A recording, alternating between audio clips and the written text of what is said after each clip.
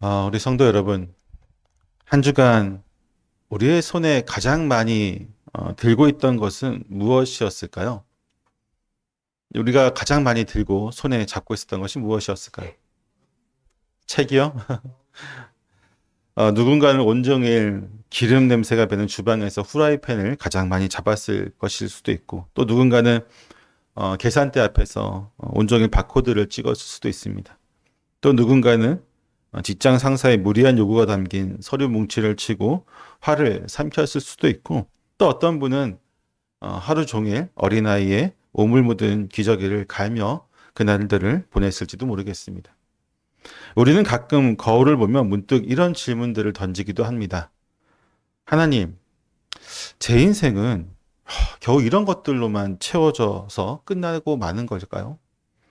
이거 제가 꿈꿨던 인생은 아닌 것 같은데, 하나님, 왜 내 인생은 이렇게 반복적이고 일상적이고 보잘것없는 것들로 가득 채워져 있을까요? 그러한 질문들을 던지기도 하죠. 우리는 교회에서 이런 말씀을 많이 듣습니다. 세상의 빛이 되자, 세상의 소금이 되자, 하나님 나라의 동력자가 되자, 거창한 말들이죠. 하지만 우리가 주일 예배가 끝나고 또 월요일 일상으로 돌아가는 그 시점에서 우리의 인생은 하나님 나라라고 하는 거대한 지도 위에서 단 하나의 점도 찍지 못하는 보잘것없고 초라한 인생을 보내기도 합니다. 그냥 하루하루 먹고 사는데 우리의 인생을 다 허비하기도 합니다. 나는 그저 세상이라고 하는 거대한 기계에 들어가는 정말 하찮은 소모품처럼 느껴질 때가 너무나도 자주 있다는 것이죠.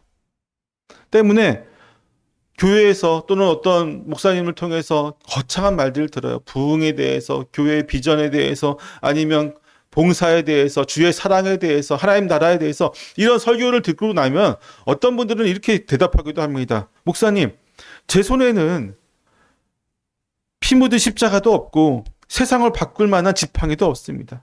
그저 굳은 살 박힌 이 손밖에 없고 지친 손입니다. 이런 것으로 누구를 돕고 어떻게 주님의 제자가 될 수 있단 말입니까? 라고 하시는 분들이 계세요.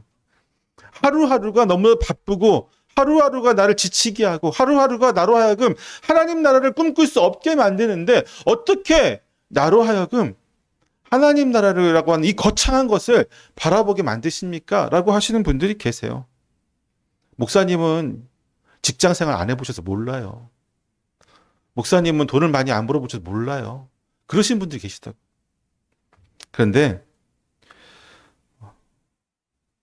이 거룩함이라는 것은 여러분, 주의 나라라고 하는 것은 오늘 본문을 통해서 우리가 자세히 보겠지만 거창한 것을 시작하지 않습니다. 거룩하고 깨끗한 곳, 교회에서 시작되는 게 아니에요. 우리 일상에서 시작되는 것이죠. 성경이 기록한 가장 위대한 여제자는 성전의 금식 기도가 아니라 지독한 삶의 현장에서 이 바느질이라고 하는 섬세한 도구를 통해서 태어났다는 사실을 우리는 오늘 배우게 될 것입니다.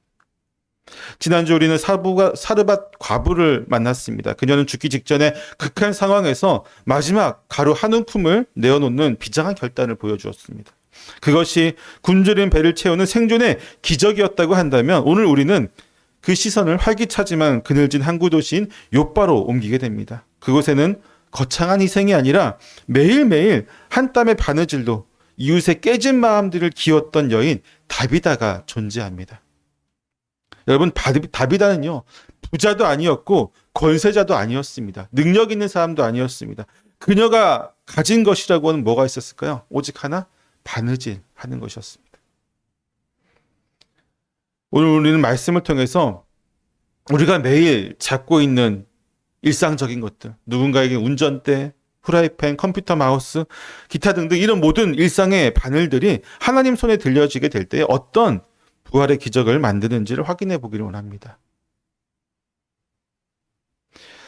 본문 36절 먼저 볼까요? 같이 읽어보겠습니다. 시작.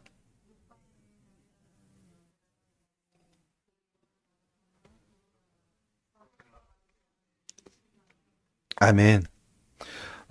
다비다를 소개하면서 뭐라고 얘기하고 있냐면은 요바에 다비다라 하는 여제자가 있다라고 기록하고 있습니다. 여러분, 이 말을 그냥 읽으면 그렇구나 하고 넘어갈 수 있지만 여제자라고 하는 이 단어는요, 신약성경 전체에서 유일하게 여기 한 군데만 쓰였습니다. 신약에 많은 여인들이 등장하죠. 브리스길라라든지 여러 가지 여성분들이 등장해서 교회를 잘 섬겼는데, 여제자, 제자라고 하는 호칭을 붙인 분은 유일하게 이 다비다 한 분밖에 없습니다. 이 여제자, 이게 이제 헬라어로는 마데트리아라고 하거든요. 제자라고 하는 단어가 마데테아인데 여기 뒤에 여성형을 붙이는 거예요. 마데테아에다가, 마데테아는 남성형이니까 그냥 제자라고 한다면 테리아라를 붙여서 마데테리아라고 해서 이거는 여성형이 돼서 여제자가 되는 거죠. 당시 유대 사회에 들어간 헬라어라고 하는 이 문화권, 고대 사회에서 이 문화권에서 제자라고 하는 호칭은 엄격하게 얘기하면은 남자에게만 사용되는 단어였습니다. 마데테아. 마데테스죠, 마데테스. 근데 랍비를 따르거나 철학자의 뒤를 따르는 이들은 모두 남성이었죠. 여자들이 없었습니다. 하지만 성경은 베드로를 제자라고 부르듯이 오늘 이 바느질하는 여인 다비다를 향해서 동일하게 제자라고 하는 표현을 쓰고 있어요. 누가는 아마 의도적으로 이 단어를 썼을 것이라고 생각이 되어집니다. 때문에 이 제자라고 하는 호칭을 보면은 어때요? 우리는 어떤 마음이 듭니까? 스승의 발자취를 따라가는 사람이잖아요. 때문에 우리는 사도들을 향해서도 뭐라고 해요? 제자라고 하고, 교회 내에서 정말 훌륭한 사람들을 향해서도 뭐라고 해요? 제자라는 표현들을 많이 했습니다. 그런데 다른 말로 하면 지금 이 다비다라고 하는 이 여인은 제자의 길을 걸었던 거예요. 우리의 스승 대신 누구예요? 예수 그리스도의 길을 걸어갔던 사람입니다. 성도 여러분, 하나님 나라는요, 제자라는 어떤 화려한 수식어를 가지고 있는 사람들이 행하는 것이 아닙니다. 기적을 행하거나 설교를 잘하거나 이런 분들에게 뭐 제자라고 하는 호칭이 붙여진 게 아니에요. 하나님 지금 우리가 발붙이고 있는 그 삶의 현장에서 묵묵히 하나님의 사랑, 예수 그리스도의 그 사랑을 실천하는 사람을 향해서 제자라고 부르고 있다고요. 누가는 다비다의 삶을 묘사하면서 이렇게 얘기하고 있어요. 선행과 구제하는 일이 심히 많았다라고 고백하고 있습니다. 여기서 심히 많다라고 하는 것은요, 횟수가 되게 많다라고 하는 것이 아니에요. 심히 많았다, 여러 번 했구나, 이게 아니라 원어적인 의미를 보면 플레레스라고 하는 단어인데 가득 차 있다. 영어로는 풀필이죠. 가득 차 있다. 그녀의 삶에서 뭐가요? 구제하고 선행하고 구제하는 일이 그녀의 삶에 가득 차 있었다라고 얘기하는 거예요. 그러니까 더 좀 자세하게 얘기를 하자면요, 다비다라고 한 여인이 했던 것이 뭐예요? 바느질하는 거였잖아요. 일상생활을 했어요. 일상생활을 했는데 그 일상생활을 했던 그 모든 일상생활이 뭐였어요?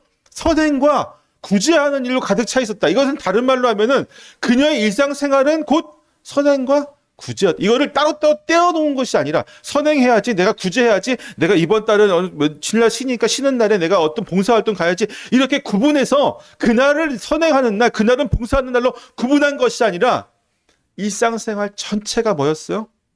선행과 구제로 가득 차 있었던 것이죠. 어쩌면 이랬을지도 모르겠습니다.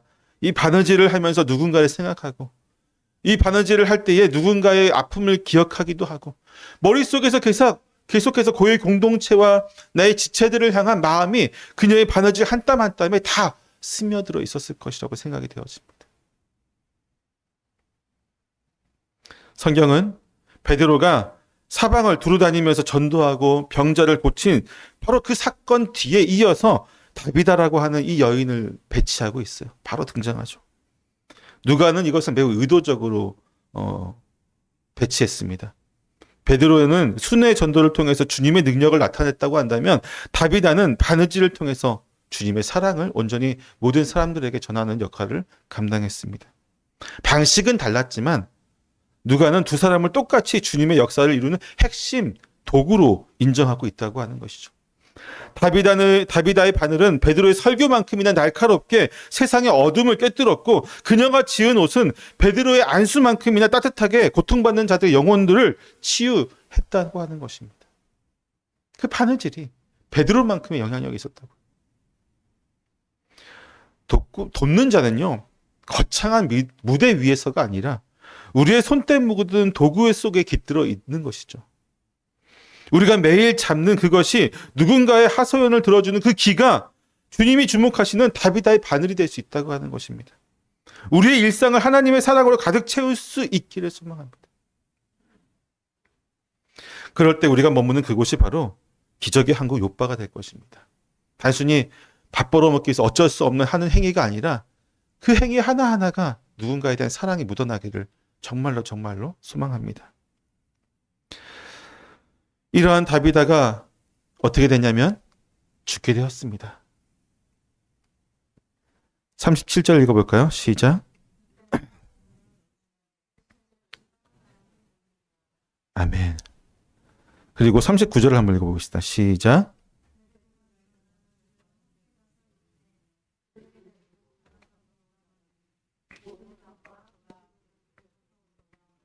도르가가 그들과 함께 있을 때에 지은 속옷과 겉옷을 다 내보이거늘. 아멘. 매우 독특한 장면이 등장하게 됩니다. 성경에서. 먼저 우리가 한번 살펴볼 것은 과부의 역할이죠. 당시 사회적 배경에서 과부에 대해서는 제가 여러 차례 얘기했지만 특히 1세기 욥바 같은 항구 도시에서 남편이 없는 여인으로 산다는 것은요. 단순하게 뭐 외롭다 또는 뭐 힘들다 정도가 아니라요. 어떻게 보면 경제적인 사망 선고와도 마찬가지였습니다. 여인들이 할 수 있는 일은 정말로 하찮은 일들밖에 없었습니다. 일할 곳도 없었고요. 보호해줄 가문도 없는 그녀들에게 기근과 추위는 곧 죽음을 의미했던 것이죠. 지난주에 우리가 사드박 과부가 배고픔이라고 하는 급박한 위기에 처해 있었다고 한다면 욥바에 있는 과부들은 헐벗음이라고 하는 수치와 추위 속에서 방치되어 있었습니다. 다비다는 바로 그들의 가장 아픈 것을 바늘로 꿰매어주고 있었죠. 과부들이 베드로에게 지금 뭐 하고 있어요? 옷을 내보이고 있는데 하나는 뭐예요? 속옷이고 다른 하나는 겉옷입니다. 겉옷은 모르겠지만 속옷이라고 하는 것을 외간 남자에게 내보인다는 것은 되게 수치스러운 일이잖아요. 그럼에도 불구하고 베드로에게 그것들을 내보였다는 건 뭐예요? 다비다가 그녀들에게 어떤 존재인지를 그녀들이 보여주고 싶었던 것이죠. 튜닉이라고 하는 이 속옷은요, 어떻습니까? 우리의 살갗에 가장 먼저 닿는 것이잖아요. 사람의 수치를 가려주기도 하고 체온을 유지시켜주는 가장 기본적인 의복입니다. 때문에 다비다가 만든 이 속옷은 그녀들의 가장 부끄러운 부분, 가장 연약한 부분들을 감싸주는 역할들을 했겠죠. 또한 겉옷은 사람의 신분을 나타내기도 하고 밤에는 이불이 되어 주어서 추위를 막아주는 역할들을 했습니다. 생존의 도구였어요. 다비다는 그들의 세상에서 가장 차가운 시선과 모진 환경 속에서 당당히 걸어갈 수 있도록 보호막이 되어 주었던 것입니다. 돈이 많은 사람이었다면 옷가게에 가서 기성복을 사서 나누어 줬을 수도 있겠죠. 하지만 다비다는 그렇게 하지 않았습니다. 돈이 없어서였을까요? 물론 그런 부분도 배제할 수는 없겠지만 제가 생각하기엔 그래요. 한 땀 한 땀 한 사람의 체형을 재고 그 사람의 사정을 듣고 그 사람에 꼭 맞는 옷을 지어줬을 것입니다. 한 땀 한 땀 바늘이 지나갈 때마다 하나님의 사랑이 그 헤세드가 이 옷감 속에 스며들었을 것입니다. 그녀의 바느질은 무너진 한 명의 인간의 존엄을 수선하는 그런 역할들을 감당했던 것이죠. 여러분, 바느질이라고 하는 것, 이게 얼마나 수고스러운지 혹시 아십니까? 저는 바느질을 많이 해보지 못했지만 적어도 저 어렸을 때는 구멍난 양말을 제가 다 바느질했습니다. 구멍난 양말 하나하나 바느질할 때 처음에 할 때는 손가락이 막 찔리기도 하고 피도 흘리기도 했었는데 여러 번 하니까 익숙해지더라고요. 하지만 쉽지가 않아요. 특히나 옷을 짓는다는 것은요.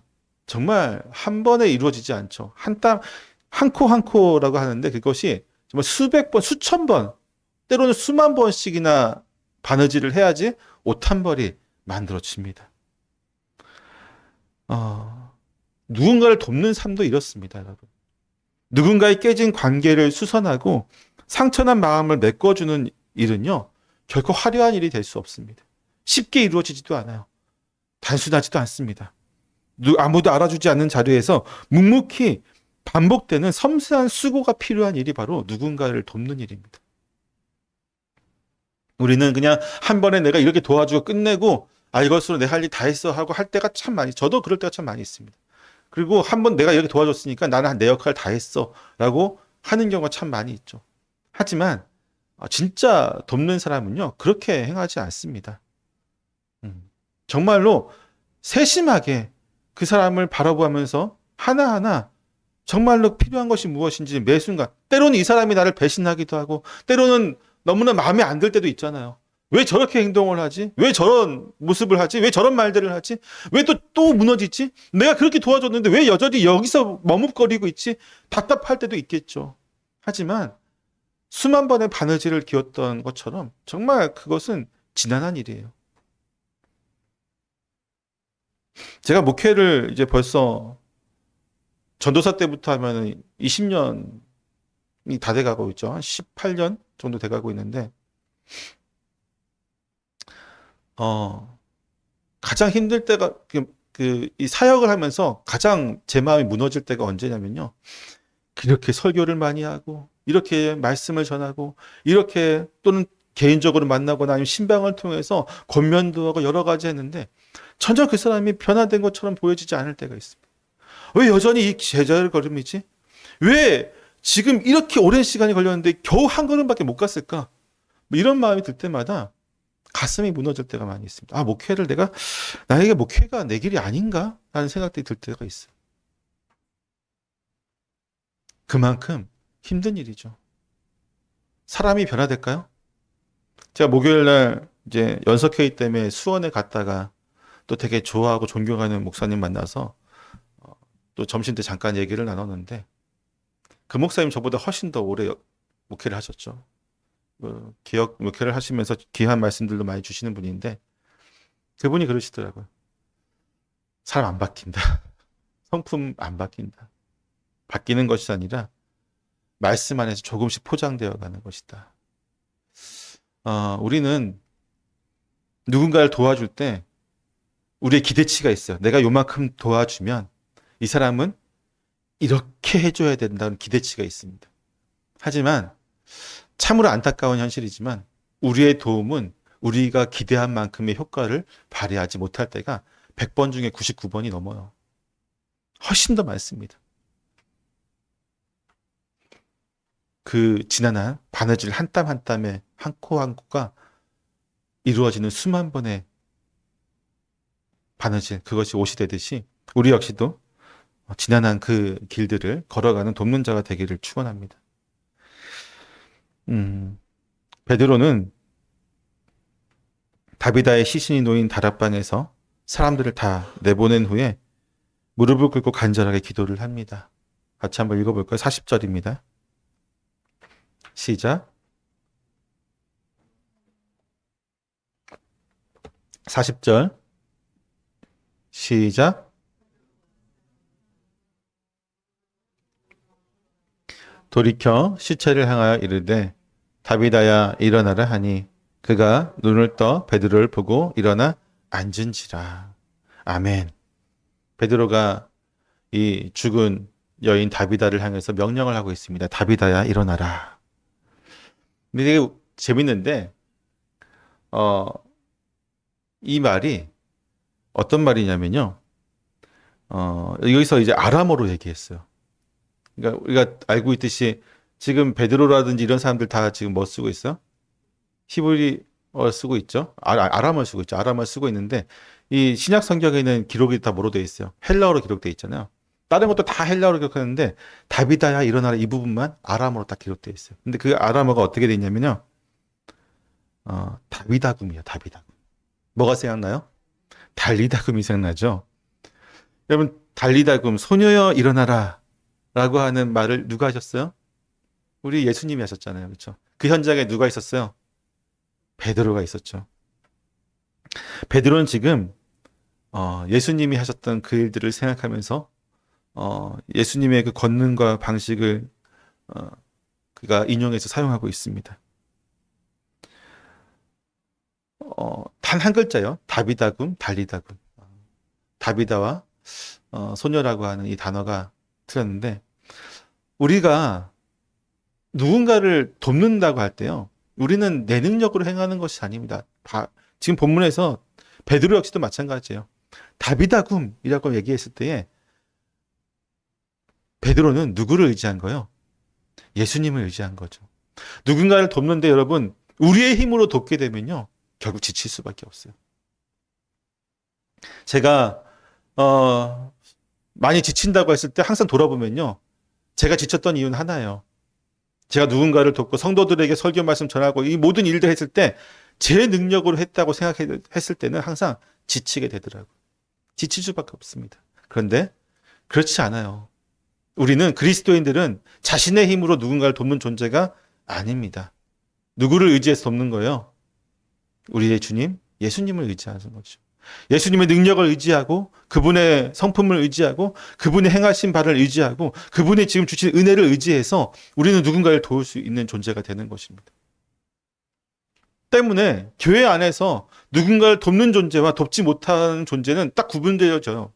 하나님의 은혜로 살아가느냐, 예수 그리스도 의지해서 살아가느냐, 아니면 자기 힘으로 살아가면서 매일 힘겨워하느냐. 자기 힘으로 살아가는 존재는 도울 수가 없어요. 왜? 자기 하나만으로도 건사하기 힘드니까요. 누구를 돕는다는 것 자체가 너무 사치스러운 거죠. 오늘 다시 본문으로 돌아와서 다비다라고 하는 존재를 봅시다. 그녀가 부자였습니까? 아니었죠. 그녀가 권력자였어요? 아니었어요. 그녀가 뭔가 많은 기술을 가지고 능력도 있고 뭐 설교자 아니었어요. 오직 하나 있는 재능은 뭐였습니까? 바느질하는 거였어요. 바느질하는 거. 자, 그 여인이 우리보다 많은 것을 가지고 있었을까요? 당시 그 여인이었던 욥바라고 하는 항구 도시에 있는 그 교회에 그녀보다 훌륭한 사람이 없었을까요? 훨씬 많이 있었겠죠. 그녀보다 훨씬 재능이 많은 사람도 있을 것이고, 그녀보다 많은 재산을 가지고 있는 사람도 있었을 것이고, 그녀보다 더 권력을 가지고 있는 사람도 충분히 훨씬 더 많이 있었을 것입니다. 하지만 그럼에도 불구하고 도울 수 있는 그 마음과 능력이 있었던 것은 다비다였던 거예요. 제가 이 설교를 하면서 누누이 얘기하지만 우리가 많이 있어서 누군가를 도울 수 있는 거 아니에요.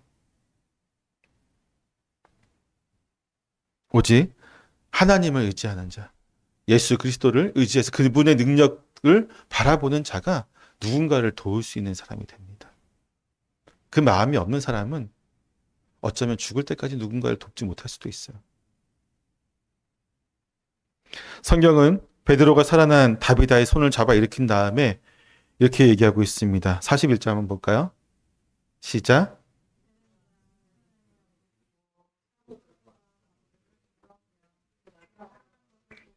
자, 그가 살아난 것을 보이니라고 이제 한글 성경에 써 있죠.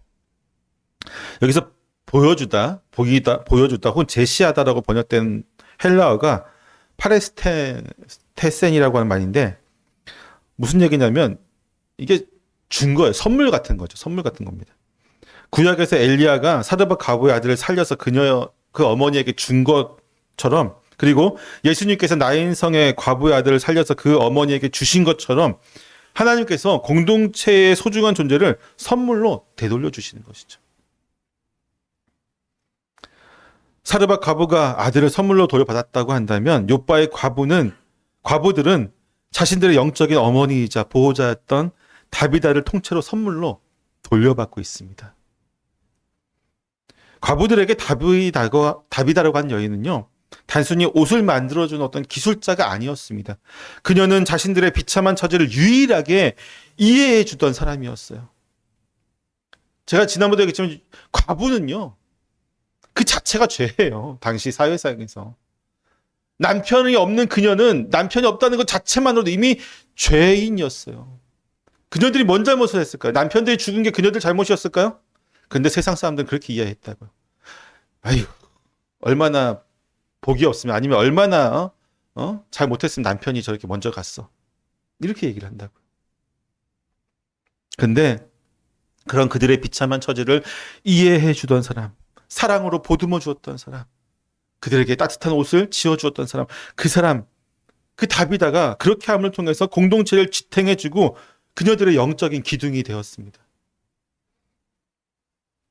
특히 여기서 누가는요, 굳이 성도들과 과부들을 나누고 있어요. 베드로가 손을 내밀어 일으키고 성도들과 과부들을 불러들여서 나누어서 같이 모든 성도들이 아니라 성도들과 과부들을 나누고 있습니다.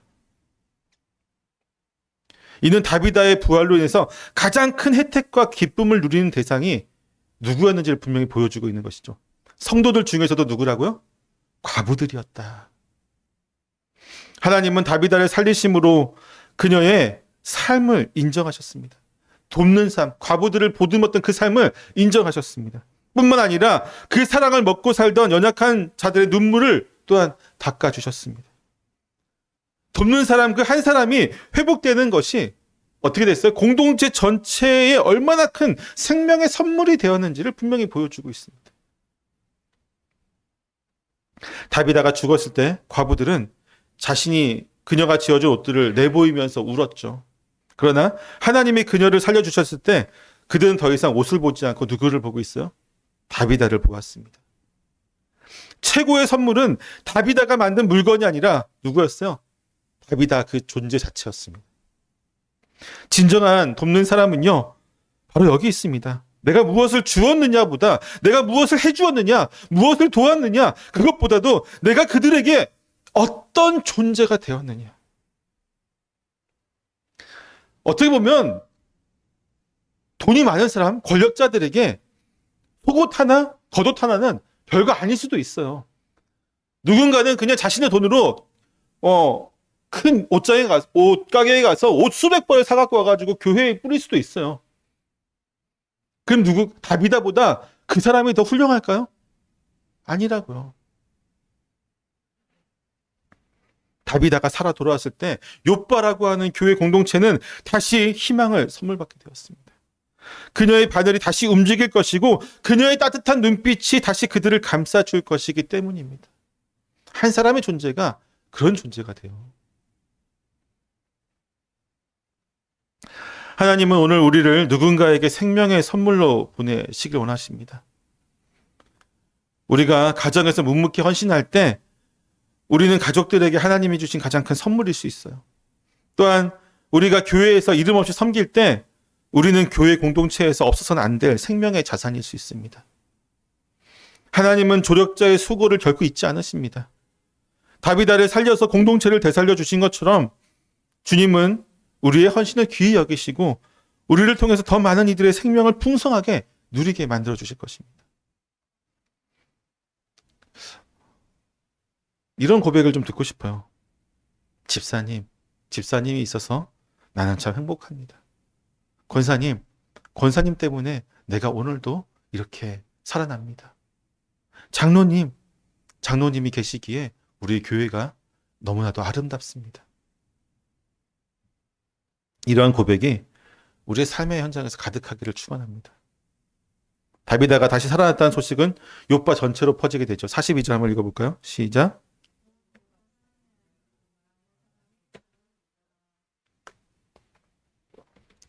온 욥바 사람이 알고 많은 사람이 주를 믿었다. 여러분, 기적을 행해서 사람들이 믿은 것도 있겠지만 저는 좀 더 깊이 들어가서 이 다비다의 삶 때문에 사람들이 더 믿었다고 생각되어집니다. 욥바 사람들은 다비다가 살아났다는 소식을 들었을 때에 그녀가 만들었던 옷들을 떠올렸을 수도 있습니다. 저렇게 선한 사람을 살리신 분이라고 한다면 그분이 전하는 예수라는 분도 진짜겠구나 하는 생각이 들었을 거예요. 만약에 다비다가 악한 여인이었어요. 욥바 전체에서 악한 사람으로 대명사였습니다. 근데 베드로가 그 여인을 살렸어요. 그 사람들이 하나님을 믿었을까요? 하나님 좋은 분 아니시네. 하나님이란 분이 살아계신 건 알겠는데 그분이 선한 분은 아니시고 나는 그런 분 못 믿겠어. 하지만 다비다였기 때문에 하나님이 다른 사람을 살린 것이 아니라 베드로가 주의 권능을 이용해서 살린 사람이 다비다 그녀였기 때문에 욥바 전체에 하나님은 어떤 분이시라고 하는 것이 다 퍼져나간 거죠. 생명을 살리시는 것뿐만 아니라 아름다운 사람을 살리시는 분이시고 삶이 아름다운 분을 살리십니다.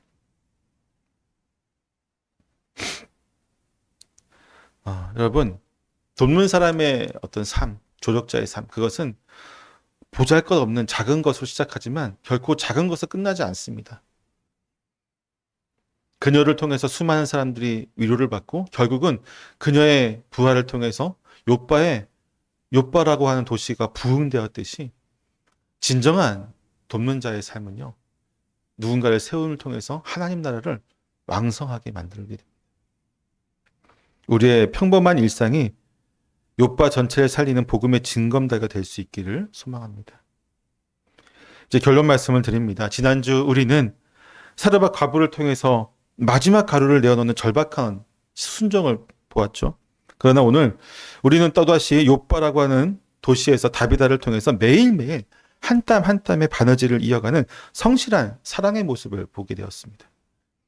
사르밧의 기적이 굶주린 배를 채우는 생존의 기적이었다고 한다면 요빠의 기적은 헐벗은 이들의 자존감을 세워주는 어떤 존엄의 기적이었습니다. 하나님은 위대한 선지자 엘리야를 살리기 위해서 과부의 마지막 식사를 요청했던 것처럼 오늘 요빠의 가난한 과부들을 살리기 위해서 다비다의 평범한 바늘을 사용하셨습니다. 이 다비다의 바늘이 오늘날을 살아가고 있는 우리에게도 귀한 은혜가 되어짐을 우리는 가슴속에 묻기를 원합니다. 미국의 어떤 플로리다라고 하는 작은 마을에 도로시 게를락이라고 하는 할머니가 살고 계셨어요. 그분은 어떤 화려한 경력이나 대단한 부도 없었습니다. 그녀가 매일 한 일은 그저 거실에 앉아서 뜨개질 하는 것을, 매일 뜨개질을 했다고 해요. 사람들은 할머니가 심심해서 소일거로 뜨개질 하는 것을 알고 있었죠. 하지만 그녀가 103세라고 하는, 물론 되게 장수했죠. 나이로 세상을 떠나게 되었을 때에,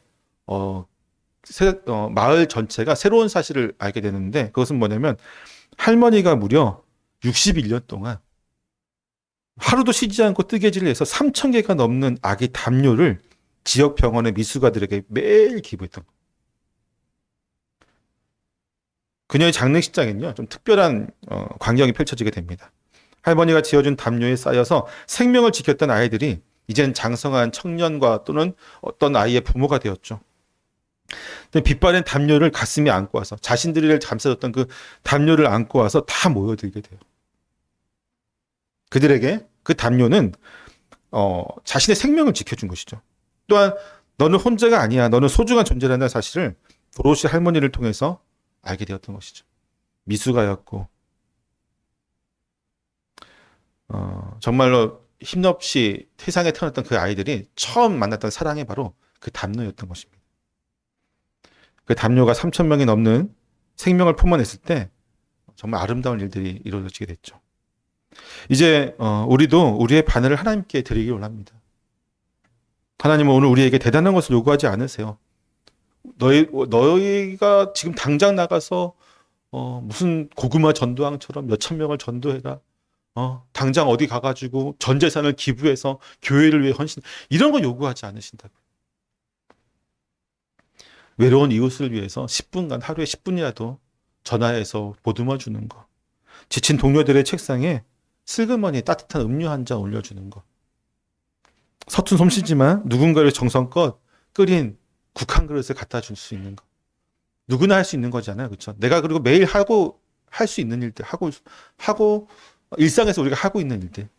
그것을 통해서, 근데 이것을 내가 먹으려고, 내가 입으려고, 내가 하려고, 나를 위해서 하는 것이 아니라 국 하나를 끓이더라도, 아니면 반찬 하나를 만들더라도, 아니면 누군가를 바느질을 하나 하더라도 누군가를 생각하면서 할 때 하나님은 놀라운 역사를 이루어 가실 것입니다. 사랑하는 성도 여러분, 우리는 하나님이 이 시대에 보내신 생명의 선물이 될 것입니다. 우리의 손끝에서 시작된 작은 배려가 누군가에게는 살아갈 이유가 되고 우리 교회에는 부활의 소망이 될 것입니다. 이번 한 주간 우리의 바늘을 들어서 이 세상을 따뜻하게 입히는 거룩한 돕는 자가 되기를 간절히 축원합니다. 기도하겠습니다.